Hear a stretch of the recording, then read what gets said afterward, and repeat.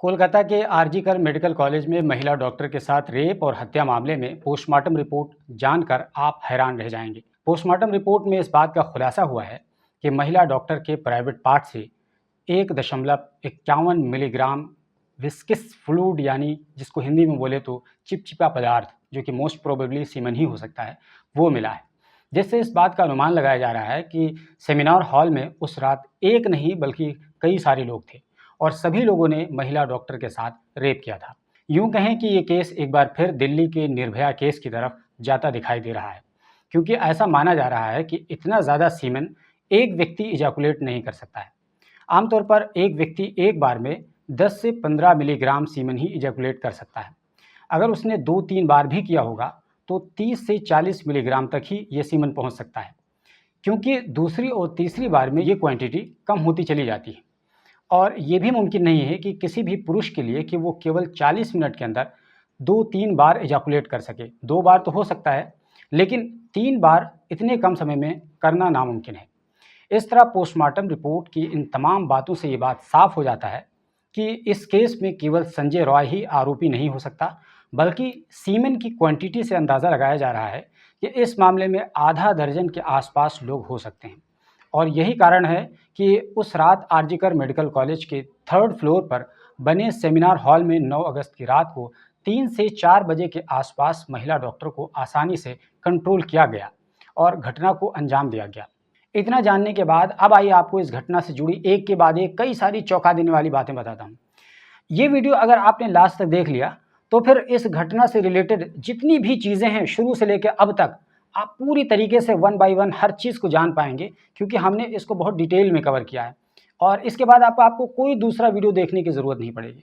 तो चलिए इस वीडियो को शुरुआत से शुरू करते हैं। दरअसल हुआ कुछ यूँ था कि वो महिला डॉक्टर जिसके साथ घटना को अंजाम दिया गया, वो कोलकाता ही में हॉस्पिटल से थोड़ी ही दूर पर अपने माँ बाप के साथ रहती थी और डेली वो अप डाउन किया करती थी। उसके पास अपनी कार भी थी। लेकिन जिस रोज़ 8 और 9 अगस्त की रात को ये घटना हुई, उस रोज़ वो 36 घंटे की ड्यूटी पर थी। इस कंडीशन में उस महिला डॉक्टर को एक दिन और एक रात और फिर एक दिन ड्यूटी करके अपने घर वापस लौटना था। ये तो रही ड्यूटी की बात। अब जहाँ तक बात ये है कि क्या वो डॉक्टर थी या जूनियर डॉक्टर थी, इसको लेकर भी कई गलत खबरें फैली हुई हैं। जबकि सच ये है कि वो महिला डॉक्टर एमबीबीएस पास कर चुकी थी, जो कि एक बैचलर की डिग्री होती है। उसके 2 साल बाद पीजी भी क्रॉस कर चुकी थी और उसके बाद 3 साल की रेजिडेंसी का पीरियड शुरू होता है, जहाँ डॉक्टर हॉस्पिटल में रहकर वो तमाम चीज़ें सीखते हैं। यानी डॉक्टरों को हॉस्पिटल में रहना होता है और ये डॉक्टर उसी मरहले में थी और ये सेकेंड ईयर की डॉक्टर थी। यानी यूँ कहें कि रेजिडेंसी का इसका दूसरा साल चल रहा था और 1 साल पूरा होने के बाद वो मुकम्मल डॉक्टर बन जाती और उसके नाम से पहले जो लर्निंग का शब्द लगा हुआ था वो हट जाता। अब अगर आप चाहें तो इसको डॉक्टर कहें या जूनियर डॉक्टर कहें, जो भी आप कहना चाहें कह सकते हैं। अगरचे वो रेजिडेंसी पीरियड में थी, लेकिन चूंकि वो उसके माँ बाप पास में रहते थे, इसलिए वो अपने माँ बाप के साथ ही रहती थी और वो अपने घर आया जाया करती थी। अब जाहिर सी बात है कि अगर वो 36 घंटे की ड्यूटी पर थी तो उसको हॉस्पिटल में ही सोना था और वहीं खाना पीना था। तो सबसे पहले आप ये समझ लीजिए कि 8 अगस्त की रात 11 बजे वो लड़की अपने घर वालों से बातचीत करती है फ़ोन पर और उसी रात ओलंपिक गेम भी चल रहा था। आपको पता होगा कि नीरज चोपड़ा हर तरफ छाए हुए थे। तो उसके दूसरे डॉक्टर जो कलीग थे वो मैच देख रहे थे। इसी तरह रात में 2 बजे का समय हो जाता है जब वो अपने डॉक्टर साथियों के साथ डिनर करती है रात के 2 बजे। क्योंकि वो रेजिडेंसी में 1 साल सीनियर थी, तो इसलिए उसके जो जूनियर थे, बहुत सारे डॉक्टर थे, वो बहुत सारी चीज़ें सँभाल लेते हैं और अपने सीनियर को ऐसी हालत में बुलाते हैं जब वो हैंडल नहीं कर पाते हैं किसी भी पेशेंट को। उस कंडीशन में अपने सीनियर को बुलाते हैं। तो ये भी एक तरीके से फर्स्ट ईयर वालों की सीनियर थी। इसलिए जूनियर डॉक्टर्स अपने सीनियर को आराम करने का भी मौका दे देते हैं। तो इसी कड़ी में ये महिला डॉक्टर हॉस्पिटल की तीसरी मंजिल पर बने सेमिनार हॉल में जाकर आराम करने लगी, या यूँ कहें कि वो सोने चली जाती है। इस बीच अब उधर दूसरा सीन शुरू हो जाता है और वो ये है कि जो आरोपी है जिसका नाम संजय रॉय है, जो कि कोलकाता पुलिस में वॉलंटियर के तौर पर काम करता था और उसको करीब 12,000 रुपये के आसपास सरकारी तनख्वाह भी मिलती थी, लेकिन शायद उससे उसका काम नहीं चल पाता था। तो पुलिस चौकी के पास में ही सरकारी हॉस्पिटल होने का वो फ़ायदा भी उठाने लगा था और एक तरीके से वो वहाँ दलाली का काम कर रहा था। यानी यूँ कहें कि मरीज़ों को बेड दिलवाना, पैसे लेकर हॉस्पिटल में एडमिट कराना मरीज़ों को, वगैरह वगैरह, इस जैसे वो काम करता था। यही सब वो काम करता था, इसी से पैसा कमाता था। तो इसी कड़ी में संजय रॉय 8 अगस्त को भी हॉस्पिटल में दाखिल होता है और एक मरीज़ का वो हालचाल जानता है, जो एक मरीज़ जिससे वो पैसे लेकर के उसने एडमिट करवा रखा था जिस समय संजय रॉय हॉस्पिटल में दाखिल हुआ था वो रात के करीब 11 बजे के आसपास का समय था। इसी तरह आधे घंटे के बाद करीब करीब 11:30 बजे वो उस मरीज़ को देख दाख कर मिलजुल करके उससे हॉस्पिटल से बाहर चला जाता है। संजय रॉय ने उससे पहले एक और भी मरीज़ को एडमिट करवा रखा था और इस दूसरे मरीज़ का 9 अगस्त की सुबह ऑपरेशन होना था। तो इस ऑपरेशन से पहले की वो तैयारी के लिए एक बार फिर वो हॉस्पिटल में दाखिल होता है। अब की बार रात के करीब-करीब 1 बजे थे। वो इस मरीज़ के घरवालों से मिलता है और इस मरीज़ के एक केयरटेकर को अपने साथ लेकर हॉस्पिटल के एक पिछले हिस्से में वहाँ चला जाता है और यहाँ जाकर के खुद संजय रॉय और उसका एक तीमारदार ये दोनों शराब पीते हैं और शराब पीने के बाद 2 बजे संजय रॉय मरीज़ के उस तीमारदार को अपने घर भेज देता है और ख़ुद दोबारा हॉस्पिटल में वापस आ जाता है। दरअसल वो हमेशा हॉस्पिटल में आया जाया करता था और वो किसी हद तक पुलिस से भी जुड़ा हुआ था, तो इसलिए हॉस्पिटल के लोग भी एक तरीके से उसको हॉस्पिटल का ही एक आदमी समझने लगे थे। इसका वो फ़ायदा उठाकर वो कहीं भी हॉस्पिटल के किसी भी कोने में आया जाया करता था और किसी को इस पर कोई आपत्ति भी नहीं होती थी, क्योंकि वो अक्सर वो हॉस्पिटल में आया जाया करता था। मैंने कहा ना कि वो दलाली करता था। बस उस रात भी वो इसी तरह शराब के नशे में हॉस्पिटल की तीसरी मंजिल पर चला जाता है, जहाँ जूनियर डॉक्टर सो रही थी। अब यहाँ पर एक सवाल ये है कि क्या वो इस महिला डॉक्टर को पहले ही से जानता था या उसे कोई दुश्मनी थी, उसे कोई किसी तरह का कोई मामला था और कई दिनों से वो मौके की तलाश में था।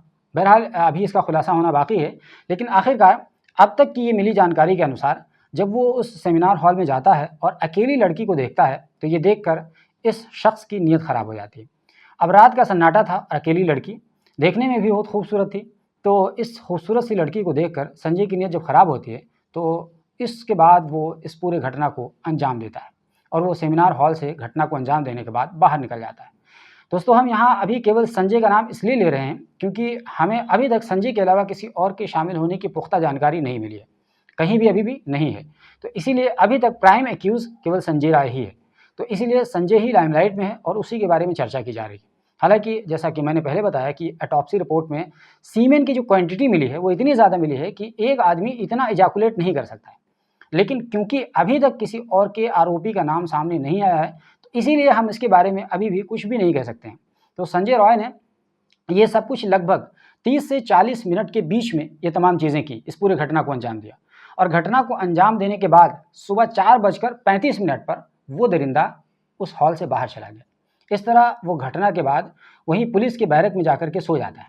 उधर जब सुबह होती है तो इस महिला डॉक्टर के 1 साल सीनियर यानी यूँ कहें कि 3rd ईयर रेजिडेंट डॉक्टर ने एक इंटरव्यू में ये बात बताई है। उसने बताया कि जब मैंने जाकर के देखा तो बॉडी के नीचे वाले हिस्से पर इस महिला के कपड़ा नहीं था, जबकि ऊपर वाले हिस्से पर कपड़ा था, कमीज़ पहने हुई थी और शरीर का अक्सर हिस्सा ज़ख्मी था।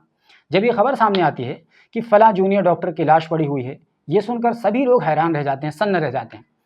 सूत्रों से मिली जानकारी के अनुसार जब इस मेडिकल कॉलेज के प्रिंसिपल संदीप घोष को इसके बारे में जानकारी मिलती है, तो उन्होंने एक मीटिंग बुलाई उसके बाद और ऐसा माना जा रहा है कि इसी मीटिंग में ये बात तय की गई थी कि इस पूरे केस को सुसाइड का रंग दिया जाना है।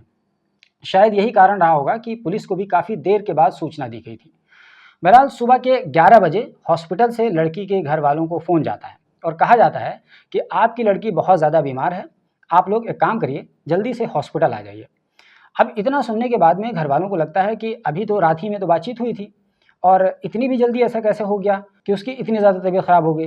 इसलिए उन्हें लगता है कि शायद कोई गलतफ़हमी हो गई हो, किसी ने गलती से कॉल कर दिया होगा। ये सोच करके वो लोग इसी नंबर पर जिससे कॉल आई थी उस पर कॉल बैक करते हैं और करीब-करीब 15 मिनट तक कोई भी उनका फ़ोन नहीं रिसीव करता है। लेकिन जब 15 मिनट के बाद हॉस्पिटल का फ़ोन रिसीव होता है, तो अब कहा जाता है कि आपकी लड़की ने सुसाइड कर लिया है, आप जल्दी से हॉस्पिटल आ जाइए।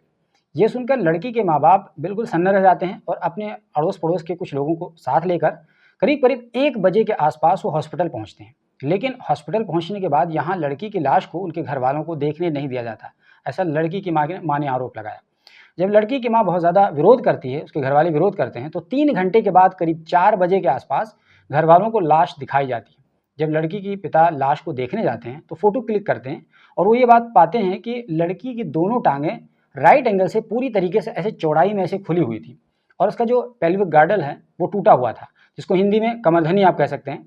जो हड्डी प्रेगनेंसी के दौरान जो होती है, बच्चे को रोकती है, वो काफ़ी मजबूत मानी जाती है, तभी तो एक बच्चे को 9 महीने तक वो रोके रखती है। उसको तोड़ दिया गया था। इसलिए ऐसा माना जा रहा है कि केवल ये एक आदमी का काम नहीं हो सकता, क्योंकि ऐसा तो हो ही नहीं सकता था कि लड़की ने रोका नहीं होगा, विरोध नहीं किया होगा। इसके अलावा लड़की ने जो चश्मा पहन रखा था उसका शीशा भी टूटा हुआ था। इसकी वजह से उसकी आंख भी जख्मी हो गई थी, जिसम के अलग अलग हिस्से से खून आ रहा था। तभी ये तस्वीर देखकर हॉस्पिटल के दूसरे डॉक्टर्स ने कहना शुरू कर दिया कि ये सुसाइड नहीं हो सकता है। इसके बाद डॉक्टर्स एक दूसरे के हॉस्पिटल के डॉक्टरों को फ़ोन करने लगे, मैसेजेस करने लगे और बताया कि आरजी मेडिकल कॉलेज में ऐसा ऐसा हो गया है और यहाँ के लोग इसको सुसाइड केस बताकर मामले को दबा रहे हैं। यहाँ तक कि केस बनाने के लिए भी तैयार नहीं थे। तो जब सारे मेडिकल स्टूडेंट्स जमा हुए और आसपास के हॉस्पिटल्स के लोग भी आ गए, डॉक्टर्स भी आ गए, तब जाकर के पोस्टमार्टम के लिए रेडी हुए। यहाँ पर एक झोल और भी किया गया कि पोस्टमार्टम किसी दूसरे हॉस्पिटल में करवाने के बजाय जिस हॉस्पिटल में ये पूरे घटना हुआ था उसी हॉस्पिटल में पोस्टमार्टम को करवाया गया, जबकि टेक्निकली ऐसा नहीं होना चाहिए था। आप देखें कि टेक्निकली इस हॉस्पिटल में ये घटना हुई तो किसी और में करना चाहिए था, क्योंकि इससे फेयर पोस्टमार्टम की चांस नहीं था। फिर भी इसी हॉस्पिटल में पोस्टमार्टम करवाया गया। लेकिन खास बात ये थी कि वीडियोग्राफी के साथ ये पूरा पोस्टमार्टम हुआ, तो इसलिए पोस्टमार्टम में एक्यूरेसी रही, गड़बड़ी का चांस नहीं मिला। बहरहाल एक तरफ पोस्टमार्टम के लिए बॉडी भेज दी गई और दूसरी तरफ कई सारे हॉस्पिटल्स के जूनियर डॉक्टर्स हॉस्पिटल के सामने धरने पर बैठ गए और प्रिंसिपल का इस्तीफा और सीबीआई इंक्वायरी की मांग करने लगे। और ये 10 अगस्त की बात है। तब तक ये पूरा मामला बिल्कुल लोकल सतह पर था। लोकल यूँ कहें तो पूरे बंगाल में भी नहीं था, केवल उस आसपास के इलाके में था। इस तरह 10 अगस्त को पूरा दिन धरने पर बैठने के बाद भी कोई रिजल्ट नहीं निकला। उसके अगले दिन 11 अगस्त को खबर आती है कि एक आरोपी को पुलिस ने हिरासत में ले लिया है और उसका नाम संजय रॉय है। पुलिस ने सीसीटीवी कैमरे में आने की बात कही और बताया कि संजय रॉय जब दाखिल हुआ था हॉस्पिटल में तो उसके कान में ब्लूटूथ था, जिससे लोग गाना वाना सुनते हैं। लेकिन जब वो बाहर निकला तो वो ब्लूटूथ उसके कान में नहीं था। उसके बाद पुलिस ने संजय को बैरक से जाकर के हिरासत में ले लिया, जबकि कुछ और लोग भी सीसीटीवी में नजर आए, लेकिन अब तक उनका कोई भी अता पता नहीं है। इस बीच जब पुलिस संजय को पकड़ने जाती है तो संजय ने कपड़ा वगैरह सब कुछ चेंज कर लिया था, लेकिन उसके जूते पर खून का एक धब्बा बाकी रह गया था, जिससे पुलिस को शक हो जाता है। पुलिस जूता अपने कंट्रोल में ले लेती है और इस बीच पुलिस को जो ब्लूटूथ सेमिनार हॉल में मिला था उसको हॉस्पिटल के लोगों के मोबाइल से कनेक्ट करवाती है, ये पुलिस करती है। लेकिन किसी से वो ब्लूटूथ कनेक्ट नहीं हो पाता है, जबकि संजय के मोबाइल से कनेक्ट कर जाता है। ये सारी कहानी पुलिस ने बताई है, ये हम अपनी तरफ से नहीं बता रहे हैं, ये पुलिस ने पूरी कहानी बताई है। लेकिन फिर भी डॉक्टर्स धरने पर बने रहते हैं। इतने में 12 अगस्त को एक और खबर सामने आती है कि संजय रॉय को हाईकोर्ट में पेश किया गया और उसने अपना जुर्म कबूल कर लिया है और वो कह रहा है कि मुझे फांसी दे दो। ये सुनकर सभी डॉक्टर्स हैरान रह जाते हैं कि आखिर ये कौन सी कहानी चल रही है कि एक तरफ इस लड़की के जिस्म पर कई सारी चोटें हैं, यहाँ तक कि उसका पेल्विक गर्डल तक टूटा हुआ है और उसकी मौत भी हो चुकी है, और दूसरी तरफ एक दूसरे व्यक्ति को जिसको पुलिस ने पकड़ा है वो पूरी तरीके से सेफ है, उसको कहीं भी कोई चोट नहीं आई है, जबकि अभी जस्ट घटना हुई है और वो अपना जुर्म भी कबूल कर लेता है। भला ये कैसे हो सकता है? लगता है इस मामले में ज़रूर कोई झोल है और बड़ा झोल है। और जहाँ तक संजय रॉय के बारे में कहा गया कि उसने 4 शादियाँ की थी और 3 बीवियाँ उसको छोड़ करके चली गईं, और जहाँ तक उसकी चौथी बीवी का सवाल है तो उस चौथी बीवी को कैंसर हो गया था, उसका निधन हो गया उसकी वजह से। उसके अलावा संजय पर पहले ही से कई सारे क्राइम के आरोप हैं। तो फिर सवाल ये है कि ऐसे व्यक्ति को पुलिस विभाग में वॉलंटियर के तौर पर रखा ही क्यों गया था? ये भी एक सवाल पूछे जाने लगा। और उसके साथ डॉक्टर्स लगातार सीबीआई की जाँच और प्रिंसिपल के इस्तीफे की मांग कर रहे थे। तभी शाम को एक खबर आती है कि आरजीकर मेडिकल कॉलेज के प्रिंसिपल संदीप घोष ने ये कहते हुए इस्तीफा दे दिया कि ये भी मेरी बेटी की तरीके से। लेकिन तभी 8 घंटे के बाद एक और खबर आती है कि वहाँ से थोड़ी ही दूर पर एक दूसरे मेडिकल कॉलेज का प्रिंसिपल उन्हें बना दिया जाता है और उस कॉलेज का नाम होता है कोलकाता नेशनल मेडिकल कॉलेज। लेकिन तभी कोलकाता नेशनल मेडिकल कॉलेज के डॉक्टर्स और स्टूडेंट्स इस प्रिंसिपल के खिलाफ प्रोटेस्ट करने लगते हैं कि हम इस प्रिंसिपल को अपने कॉलेज में घुसने नहीं देंगे, और ऐसा ही होता है, उन्हें घुसने नहीं दिया जाता है। लोगों का कहना था कि जब इस प्रिंसिपल ने खुद से इस्तीफा दिया है तो इसको इतनी भी क्या जल्दी है कि दूसरे कॉलेज में इसको प्रिंसिपल बनाया जा रहा है, इस केस को आखिर ख़त्म होने क्यों नहीं दिया जा रहा है। तभी इस बीच कोलकाता हाईकोर्ट में 5 के आसपास याचिकाएं लग जाती हैं। उसमें से एक याचिका इस लड़की के पेरेंट्स की तरफ से भी लगाई गई थी। तो हाईकोर्ट ने सुनवाई के दौरान पूछा कि क्यों इस घटना के 3 घंटे के बाद इसके पेरेंट्स को लड़की को देखने को दिया गया। दूसरा सवाल यह था कि जिस प्रिंसिपल ने खुद से इस्तीफा दिया है तो उसको इतनी जल्दी दूसरे कॉलेज का प्रिंसिपल क्यों बना दिया गया। और तीसरा सवाल था कि अभी तक प्रिंसिपल का बयान क्यों नहीं दर्ज किया गया, जबकि कई सारे दिन गुजर गए। लेकिन कोर्ट के इन सभी सवालों का जवाब सरकारी वकील के पास नहीं था और वो इसका सही जवाब नहीं दे सके। उसके बाद कोलकाता हाईकोर्ट ने इस केस को सीबीआई के हवाले करने के लिए हुक्म दे दिया और ये तारीख थी 13 अगस्त की। तब तक नेशनल मीडिया में इस घटना के बारे में चर्चा होने लगी थी और धीरे धीरे देश के अलग अलग हिस्सों में डॉक्टर्स ने भी प्रोटेस्ट करना शुरू कर दिया था, क्योंकि तब तक बात सोशल मीडिया के माध्यम से फैल चुकी थी। इससे पहले एक घटना और पेश आई कि रिनोवेशन के नाम पर क्राइम सीन के बिल्कुल साइड वाले कमरे की मरम्मत की जाने लगी, जिसको ऐसा माना गया कि यह क्राइम सीन के साथ छेड़छाड़ करने की कोशिश है। बहरहाल जब इससे भी बात नहीं बनी तो इस केस को सीबीआई को हैंड ओवर करने के बाद एक और घटना पेश आई, जब आरजीकर मेडिकल कॉलेज के सेकंड फ्लोर को हजारों लोगों ने आकर तोड़फोड़ कर दिया और पूरा सेकंड फ्लोर एक तरीके से डिस्ट्रॉय कर दिया। और ऐसा माना जा रहा है कि इस भीड़ का मकसद सबूतों को ख़त्म करना था। अब सवाल यह है कि जब घटना थर्ड फ्लोर पर हुई थी तो सेकंड फ्लोर को क्यों तोड़ा गया? तो इसके पीछे एक बड़ी दिलचस्प कहानी है, और वो कहानी ये है कि अंग्रेज़ी में तीसरी मंजिल को थर्ड फ्लोर कहा जाता है, और वो फ्लोर गिनने की जो शुरुआत होती है वो पहली मंजिल से होती है, जबकि बंगाली भाषा में फ्लोर को एक तल्ला दो तल्ला करके गिना जाता है, और यहाँ पर तल्ला गिनने की जो शुरुआत होती है वो बेसमेंट से ही हो जाती है। यानी अगर बिल्डिंग में बेसमेंट है तो अंग्रेज़ी में पहली मंजिल को फर्स्ट फ्लोर कहेंगे, जबकि बंगाली में बेसमेंट को एक तला मान लिया जाएगा और फर्स्ट फ्लोर को दूसरा तला माना जाएगा। इसी के चलते ऐसा माना जा रहा है कि 3 तल्ला समझ करके सेकंड फ्लोर को निशाना बनाया गया, क्योंकि शायद बताने वाले ने अंग्रेज़ी में थर्ड फ्लोर कहा होगा और इन लोगों ने अपनी भाषा में समझ लिया होगा और सेकंड फ्लोर को थर्ड फ्लोर समझकर यानी 3 तला समझकर तोड़फोड़ कर डाली। बहरहाल इस तोड़फोड़ के बाद इस मामले में भी केस दर्ज किया गया और अब तक 37 लोगों को इस तोड़फोड़ के मामले में गिरफ्तार किया जा चुका है। वहीं दूसरी तरफ कॉलेज के प्रिंसिपल संदीप घोष को भी हिरासत में ले लिया गया सीबीआई द्वारा, और सीबीआई की टीम उनसे लगातार पूछताछ कर रही है। बीते दिनों सीबीआई ने उनसे कई सारे अहम सवाल पूछे हैं। अब आइए देख लेते हैं कि उनसे किस किस तरीके से सीबीआई ने सवाल पूछे हैं। एक एक करके हम आपको वो तमाम सवाल बताते हैं। तो एक सवाल तो यही था सीबीआई ने जो पूछा कि क्राइम सीन को सुरक्षित क्यों नहीं रखा गया, एक सवाल।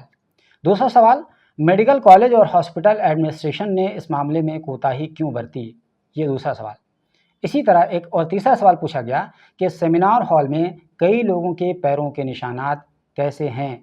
चौथा सवाल, अगर लाश पड़ी थी तो लोग सेमिनार हॉल में क्यों दाखिल हुए। और इसके अलावा पांचवा सवाल ये था कि पुलिस को सूचना देने में इतनी देरी क्यों की गई। और जहां तक छठा सवाल था तो ये था कि इस केस को सुसाइड केस क्यों बताया गया हॉस्पिटल की तरफ से। और सातवां सवाल ये था कि हॉस्पिटल के सेकंड फ्लोर पर तोड़ फोड़ करने वाले कौन लोग थे और ये तोड़ फोड़ किसके इशारे पर किए गए थे। और एक सवाल और पूछा गया, आठवां सवाल था कि आरोपी संजय राय को हॉस्पिटल में कहीं भी आने जाने की खुली आज़ादी क्यों थी, जबकि वो इसका हिस्सा नहीं था। ये और इस जैसे कई सारे सवालात पूछे गए। मैंने कुछ अहम सवालात आपको बताए। तत्कालीन प्रिंसिपल संदीप घोष से जब ये तमाम सवालात पूछे गए तो वो भी इसका खातिर खा जवाब नहीं दे पाए। आपको थोड़ा सा संदीप घोष के बारे में जानकारी दे दें कि वो इतना ज़्यादा सवालों के दायरे में आखिर क्यों है। ऐसा माना जा रहा है कि जो 7,000 लोग बीते रात करीब करीब 11-12 बजे के आसपास जो 7,000 लोग आए थे और सेकंड फ्लोर को उन्होंने तोड़फोड़ किया था, वो सब कुछ संदीप घोष के इशारे पर किया गया था ताकि सबूतों के साथ छेड़छाड़ किया जा सके। जबकि जिन लोगों ने तोड़फोड़ की उनके बारे में ये कहा गया कि उन्होंने इसलिए तोड़फोड़ की क्योंकि डॉक्टरों ने इमरजेंसी सर्विसेज बंद कर दी थी, इसलिए उन्होंने गुस्से में ये तमाम चीज़ें की। अब इसमें कितनी सच्चाई है तो बहरहाल जांच के बाद पता चलेगा। फिर भी डॉक्टर संदीप घोष पर इसके अलावा भी कई तरह के आरोप हैं, जैसे कि उनका इस कॉलेज से 2 बार ट्रांसफ़र हो चुका है, लेकिन उन्होंने अपने रसूख का इस्तेमाल करते हुए इस ट्रांसफ़र को कैंसिल करवा दिया क्योंकि वो टीएमसी से लिंक रखते हैं और स्ट्रॉन्ग होल्ड है उनका टीएमसी में किसी जगह पर। इसके साथ ही उन पर यह भी आरोप है कि हॉस्पिटल में किसी भी तरह का कोई टेंडर हो या फिर थीसिस वगैरह का सबमिशन हो, उसके लिए 20% कमीशन इनका फिक्स हुआ करता था। वो कॉलेज में अल्कोहल प्रोवाइड करते थे, ये भी आरोप है। उनके कॉलेज के पूर्व प्रोफेसर ने उन पर आरोप लगाया था एक इंटरव्यू में कि वो एक माफिया की तरह काम करते हैं और उनकी खुद की पर्सनल सिक्योरिटी भी थी। इस तरह टीएमसी के एक स्पोक्स पर्सन थे डॉक्टर शांतनु सेन, वो राज्यसभा के मेंबर भी रह चुके हैं। उन्होंने खुद भी आरजीकर मेडिकल कॉलेज से पढ़ाई हासिल की थी। एक बार शांतनु सेन ने एक बार कहा था कि संदीप घोष की अगुवाई में आरजीकर मेडिकल कॉलेज में बहुत ज़्यादा करप्शन चल रहा है। इसके बाद शांतनु सेन को नेशनल स्पोक्स पर्सन के पद से टीएमसी ने हटा दिया था। तो आप अंदाज़ा लगा सकते हैं कि संदीप घोष का टीएमसी में कितना बड़ा रसूख है। ऐसा प्रोफाइल बताया जा रहा है संदीप घोष का, इसलिए ऐसा माना जा रहा है कि संदीप घोष अपने पावर का इस्तेमाल करके इस मामले को कंट्रोल करना चाहते थे। इसीलिए सीबीआई की टीम लगातार उनसे पूछताछ कर रही है। सीबीआई की टीम ने इस पूरे घटनास्थल का बारीकी से मुआयना किया है और ये पाया है कि क्राइम सीन के साथ छेड़छाड़ की गई है, टेम्परिंग हुई है। सीबीआई के सूत्रों ने यह भी बताया कि सेमिनार हॉल में कई लोगों के पैरों के निशानात पाए गए हैं। इससे पहले सीबीआई की टीमें करीब करीब 10 से अधिक बार हॉस्पिटल का दौरा कर चुकी हैं, उस पूरे क्राइम सीन का मुआयना कर चुकी हैं और सेमिनार हॉल से कई सारे सबूत वो ले जा चुकी हैं इकट्ठा करके।